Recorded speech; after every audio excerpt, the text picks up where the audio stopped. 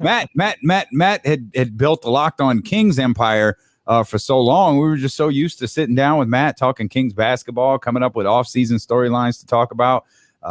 Maybe we could rate Fox attacks over the course of the last week and what that means for De'Aaron moving forward. Someone sent me that video and said, "Is this you getting attacked?" It's like, could have been. That's a Hulu commercial. I wish I had thought of that. That's funny. But now, like you know, working at ABC 10, you've got high. You know, we've talked 49ers together. Now you got high school football to cover locally. Man, you got a full plate. And I mentioned to you for those who are watching the show, I feel like we haven't done a show together at your home studio in a long time. It's been a minute. I'm home today. Got the day off because it's my son's first birthday today. Hey, hold on, man. You know what it is. You know what I got to do. I'd say I survived being a parent for a year, but in reality, my son survived having me as a parent for a year. So good for him. We got 17 more before he can get out, although we're already looking for jobs for him. But no, the ABC 10 grind is great, especially this time of the year when for the Kings grind, it's terrible. Like high school football has saved me in a lot of ways. I can't wait for pro football. I mean, just because the Raiders and Niners are going to be so good and we're so hard on that beat at ABC 10. So Giants, A's, baseball, whatever. You did your job to get us to this point. Appreciate you for that. But I'm very ready for fall. Yes. Yes. Yeah, me too. Well, let's touch on the 49ers here for a few minutes because you went to training camp this year and we've got the final. I can't figure out how to say it. The final game of the preseason. I keep wanting to say the final preseason game of the preseason, which sounds stupid.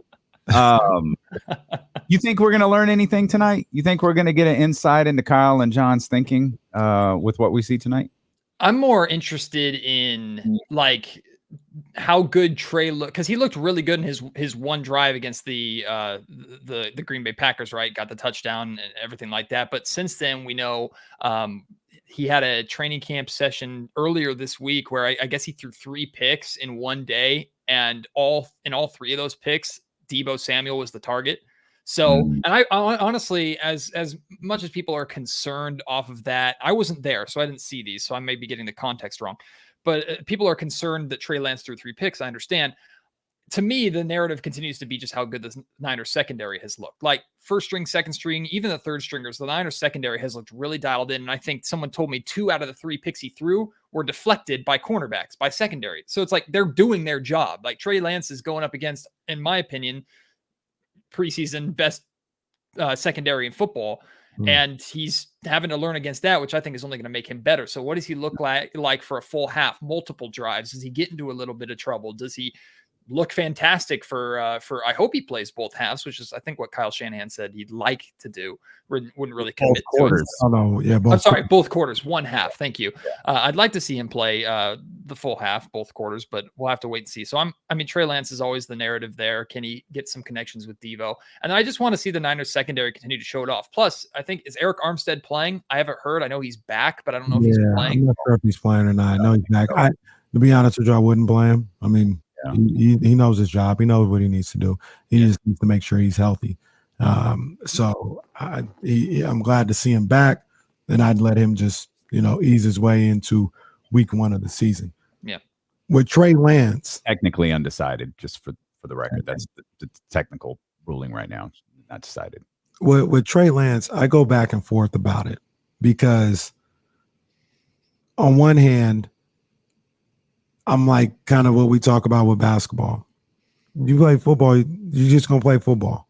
You may get hurt. Like that's what it is. Whether it's in the preseason, whether it's in the first quarter of week 1, or whether you're in shirts and shorts, just working. Like you can get hurt in any situation. The other part of me is like, I mean these 15 plays, is that really going to make or break Trey Lance's season? Oh no. So like one part of me is like, why is he playing? Like, why is he playing? That's one side. I'm conflicted here. I admit it. And then as an observer, I want to see him play. Like I want to see as much of Trey Lance playing quarterback as I can. But It's like, oh man, like what is it going to? What if he lights it up in this preseason game? Does that mean he's ready for the regular season? Means Super Bowl.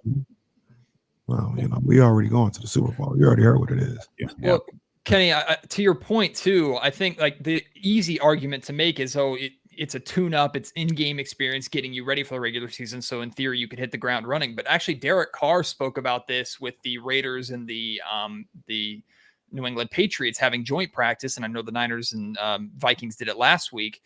Carr actually said that those reps that you get in joint practice, where it's not full contact like you'd see during a game because they control that so nobody gets hurt, but you're getting different looks at different defenses and then vice versa. Like he says those reps he thinks are way more valuable than 15, 16 snaps in a preseason game. So I wonder, like, I'd be interested to read a little bit more about that or do a little more of a deep dive into that. I wonder if that's something like Kyle and Chris would break down on Candlestick Chronicles, or I'm just interested in that aspect too, because how much more does it prepare Trey to get to or one half of preseason football in the final game versus just getting a crap ton of reps, not just against your secondary, but against the Texans secondary or the Vikings secondary? I'd be interested in that. We'll talk more 49ers footballs. We'll be with you here until pregame coverage begins right around 4:15 or so. Matt George, Locked On Kings, ABC 10. Let's shift gears. Kenny mentioned injuries. Well, we had a pretty big one in the NBA that a lot of people were unfortunately fearful would happen, and it absolutely did. The Liz Frank injury for Chet Holmgren, that's going to keep him out for the entire year. What was your reaction to that earlier today? Well, I had been told, and this is nothing really new, but I had been told during the draft process that there were people amongst the Sacramento Kings that were concerned about foot issues with Chet. And I don't think that was specific to the Sacramento Kings. I think that was specific to the entire league, because just unfortunately with bigs, you're always concerned about that. It sucks that it's true. Like, it sucks that it's almost a stereotype. And it, like, I know people are, I don't like people who are turning this into a like win your draft argument thing. So that's not what I'm trying to make it out to be. I still think Chet Holmgren was worthy of a top 3 pick. And I think it sounds like, from what I understand, I was listening to my guy Rylan Stiles. He's the host of the Locked On Thunder podcast, and he was saying that there's confidence amongst the organization that he's still going to be able to work. He's going to be able to work throughout this season, almost like a redshirt year. Like, he's going to still be able to practice to some extent. He just won't play through the entire season. So it's not like he's just sitting on his couch with a torn ACL for the entire year or something like that. Yeah. But like, it just sucks that this happens to so many bigs, especially a big who, when you look at Chet, you're concerned with injuries just based off the way he's built. But then you see the skill set that he has. It's like, I just want to watch him play. And I wonder if OKC is going to somehow turn this into a positive of now they can tank even more than they already were and add another top pick to see what roster they roll into next year. But I'm disappointed, because I think even if I wasn't rooting for Chet to win Rookie of the Year over Keegan Murray or anything like that, which, by the way, Keegan Murray's odds have like skyrocketed since this news came out.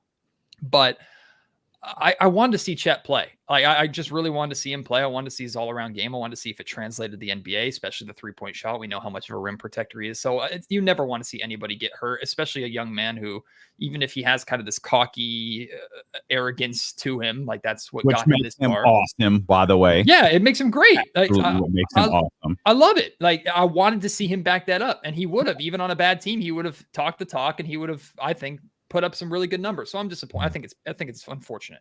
Yeah. Is this something that we're gonna see? We talked about this a little bit about the off-season, games and the pro-ams and things of that nature. Are we gonna see like teams maybe say you can't play in these things at all, or put some type of wordage in a contract to say if you play in this, you may be foregoing X amount % of your contract, or whatever the case may be? Do you think this is something that changes everything with how these guys play in the off season? I'd be very interested to see how the Players Association reacts to that. If they're cool with that, if they sign off on that to protect players and protect the league. But also, I know I mean, I can't speak to. I assume Chet gets paid or got paid for participating in this pro-am, and I assume like guys like LeBron when they go to the Drew League and stuff like that, they it's not just for them just to pick up a basketball and show off. I don't think they get paid. You don't think so? You think it's free? Yeah. Well, then if it's free, then if there's really no value to them, then maybe that's more of a fuel to the fire of your argument, Kenny. Like I think it's hard for any team to tell a player what they can and can't do during the offseason. Like you have Domantas Sabonis playing internationally right now. The Kings, I think, have 3 different players playing internationally right now, and you want them to succeed and play for their country, of course. But I'm not going to lie to you. Every time I know Domantas is taking the floor, there's part of me that's like crossing my fingers, hoping that nothing happens to him because that could tank the Kings season right there. So, I mean, it's like the injury cliche of anybody can get hurt just walking out the door. So in Chet's situation, I think it's a little more significant because he's a rookie and there were injury concerns with him just because of the way he's built versus someone like LeBron. Like LeBron's unbreakable at this point, in my opinion. Like if he goes out there and plays, I'm like, fine, he could fall downstairs, pop right back up and drop 40. So I don't know. I don't know how to answer that question, to be honest with you, Ken. It's tough. Yeah. It's just one of those overreactionary things that here, with a month before training camp begins and you see an injury to a player. And of course you've got the pro-am, but then you got the added, he was guarding LeBron James. And then you compound that with, well, that was the game that was canceled and shut down because the court wasn't safe. So 1 and 2 may have nothing to do with 3, but they all happened, and it's going to create, if nothing else, and this is kind of what Kenny and I were talking about yesterday, Matt. Like what the NBA decides to do if they do anything, how the NBA Players Association reacts. Like there's going to be a discussion. Yeah. If nothing else, there's probably going to be a discussion about what happens moving forward. Even though you mentioned LeBron, we saw LeBron play, we saw Tatum play. We saw a ton of guys, play ball this year. We've got videos of Kyrie and KD working out together now. James Harden workout video. Like we've got all of that stuff. It just so happens a guy that people were already on high alert about got hurt in a pro-am. And it's like, that sucks. Kenny, let me ask you this. Do you remember when Madison Bumgarner was like at the top of his game and he got like in some kind of ATV accident or something like that? Do you remember that? And I remember this discussion being a major discussion of like, should the Giants have told Madison, hey, you can't do stuff like this when you're our guy and you're under contract. And this was either right after or right before one of their World Series years. Yeah. Do you remember how you reacted to that? Because I remember a lot of people saying, hey, you got to shut this stuff down. Can I jump on that before Kenny responds? That's written into most sports contracts. You can't ride certain things, motorcycles, ski, either water skiing or snow skiing. A lot of that stuff is written into contracts that you're not supposed to do.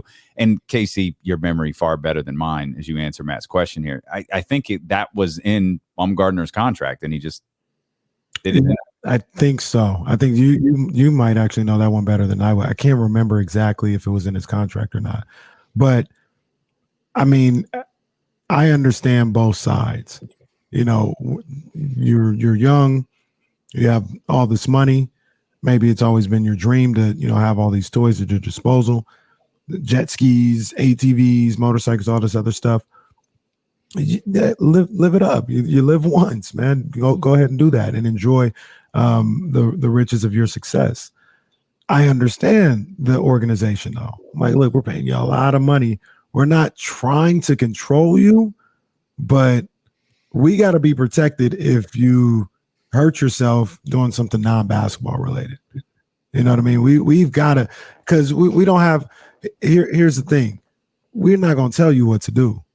But we are going to say, if you hurt yourself on a jet ski, like we shouldn't have to pay you.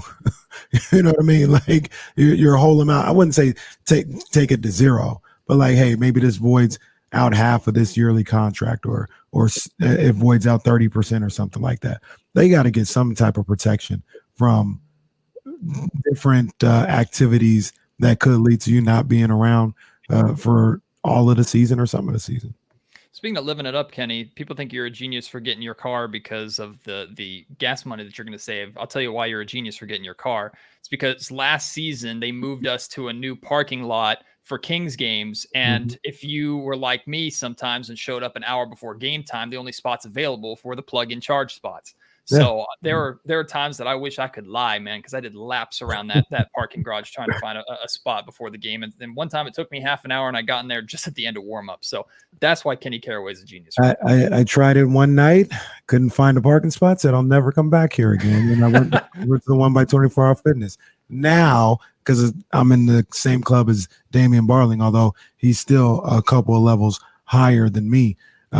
I can. No one believes you when you do this. Like no one does. No one buys this. Not at all. It's true. You're trying to deflect heat. Like, no, you're the guy. I'm along for the ride, man. Me, Matt, Jesse, we're just happy to be along with the ride, man. It's all love.